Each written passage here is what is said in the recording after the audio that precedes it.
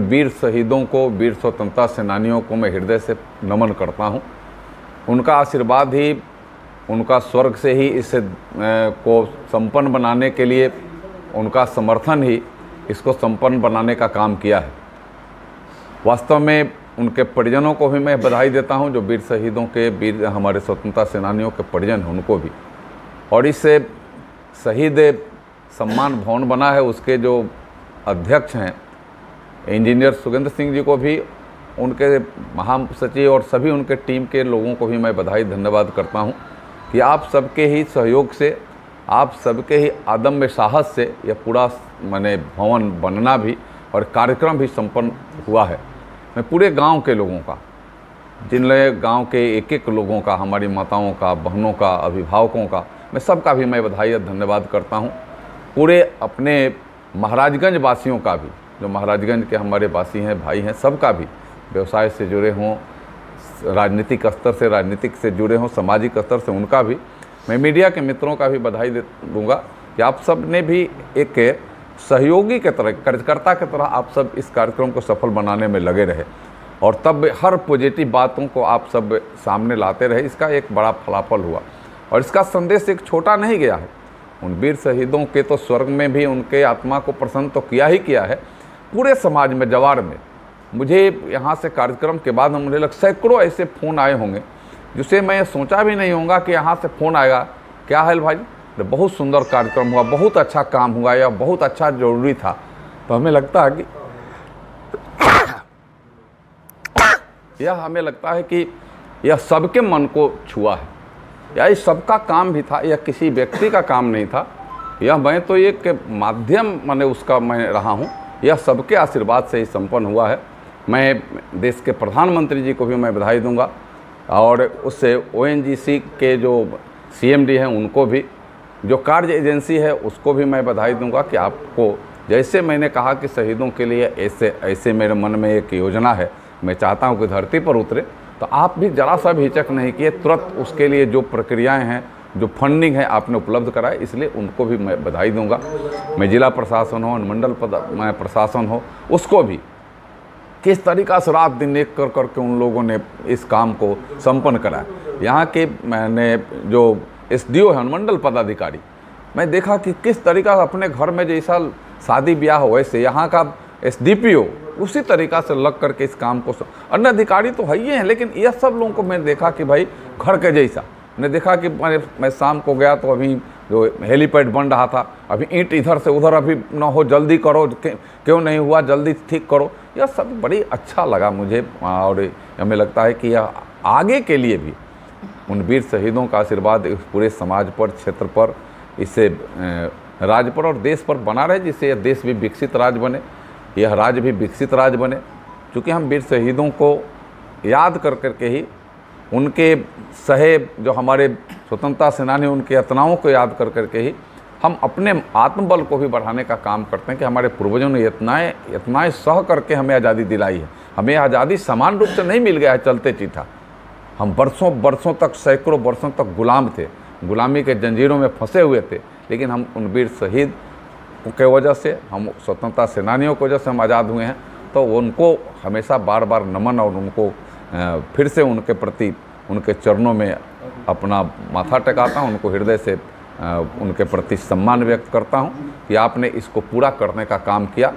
और आज देश में भी हमें देखा है कि चाहे ऑपरेशन सिंदूर हो, ऑपरेशन सिंदूर में भी जिस तरीक़ा से हमें उन वीर शहीदों के जो सपने थे वो साकार हुए हैं। हमारे भारत के सेनानी को, भारत के हमारे जो सैनिक हैं, वीर सैनिकों के भी वो सपने साकार हुए हैं, जिन लोगों ने इस देश के लिए और देश की सीमाओं की रक्षा के लिए जिस तरीक़ा से अपने कदम को मजबूती से अंगद के जैसा सीमा पर रख करके और दुश्मन का छक्का छुड़ाने का काम करते रहें, उन वीर शहीदों को वह कितना प्रसन्न कर रहा होगा जिस तरीक़ा से हमें यह पूरा भवन जो लोकार्पण होते हुए किया। मैं अंत में भी और सबसे ज़्यादा मैं इस सूबे के, इस राज्य के उप मुख्यमंत्री सम्राट चौधरी जी को भी मैं बधाई दूंगा कि वह पूरे दिन भर दूसरे कई एक जिलों में कार्यक्रम में थे। यहाँ उनको बाई हेलीकॉप्टर आना था, हेलीकॉप्टर के मौसम ने थोड़ा रुख बदला, हेलीकॉप्टर को लैंडिंग में प्रॉब्लम होने लगा, मौसम विभाग अल्टीमेटम देने लगा कि नहीं संभव है। लेकिन उसके बाद भी उनकी प्रतिबद्धता कितनी थी, उनके मन में दृढ़ इच्छा कितनी शक्ति थी कि मैं उस शहीद सम्मान भवन के लोकार्पण के लिए जाऊंगा ही जाऊंगा। वहाँ से वो सीधे पटना एयरपोर्ट आए और पटना से सीधे घर डेरा न जा करके वहीं से गाड़ी पर बैठ करके यहाँ आए। तो मैं उनको भी हृदय से बधाई, अपने तरफ से भी पूरे इससे जो स्वतंत्रता सेनानियों के लिए सम्मान में बना यह भवन है उससे के निर्माणकर्ताओं की तरफ से भी मैं बधाई दूंगा, ट्रस्ट के तरफ से भी मैं बधाई दूंगा कि जिस तरीक़ा से उनकी प्रतिबद्धता थी उनको भी हमें लगता है कि हृदय से बधाई और धन्यवाद है। ये तो ऐतिहासिक काम हुआ, ऐतिहासिक काम क्या हुआ, ऐतिहासिक काम रेलवे का देखना रेक पॉइंट हो गया। ये एक ऐतिहासिक काम हुआ है जैसा लोग कह रहे हैं। एक चीज़ ऐतिहासिक मांग लोगों की और है तो राज्य सरकार का, लेकिन आप जनप्रतिनिधि हैं, मेंबर ऑफ पार्लियामेंट है, महाराज ने इनको जिला बनाया। देखिए यह बात ख़त्म नहीं हुआ है और मैं आपको बता दूं कि कुछ लोग भले अपने दिखाने के लिए बता रहे होंगे कि जिला बनाओ जिला बनाओ। मैं आपको विश्वास दिलाता हूं कि राज्य में जब जिलों का गठन होगा, अनुमंडलों का गठन होगा, प्रखंडों का कुछ गठन होगा जो संभावित भी है और जो लंबित भी है, अगर यह होगा तो उसमें महाराजगंज पीछे नहीं रहेगा। मैं इतना ही मैं तौर पर कहता हूँ। मैं दिखाने के लिए कुछ नहीं करता हूँ, मैं कहने पर विश्वास नहीं करता हूँ। वह सत्य होकर धरती पर उतर जाए उस पर मेरा विश्वास है और उसके लिए भी मैं जो इससे आंदोलन में लगे हुए हैं उनको भी मैं बधाई दे रहा हूँ कि भाई उनका आंदोलन निश्चित रूप से धरती पर उतर जाए। उनको भी मेरी शुभकामना है, हम सब उनके साथ हैं। मांग है कि महाराज में बिजली समस्या को लेकर पावर ग्रिड की स्थापना को लेकर देखिए दो तीन चीज़ें। एक पावर ग्रिड यहाँ आया था, लेकिन यहाँ ज़मीन के अभाव में पावर ग्रिड बन नहीं सका। आप सबको पता भी है, वो उसको पावर ग्रिड को यहाँ के उस एथी के अभाव में उसको दूसरे जगह स्थापित करना पड़ा। ज़मीन चाहिए, ज़मीन हम फिर प्रयास करेंगे कि फिर ज़मीन उपलब्धता हो जाए। तो पावर ग्रिड बहुत बड़ी चीज़ नहीं है, लेकिन उसके लिए सबसे बड़ी चीज़ है कि ज़मीन मिल जाए। ज़मीन मिल जाए तो निश्चित रूप से उस पर भी हम लोग प्रयास करेंगे।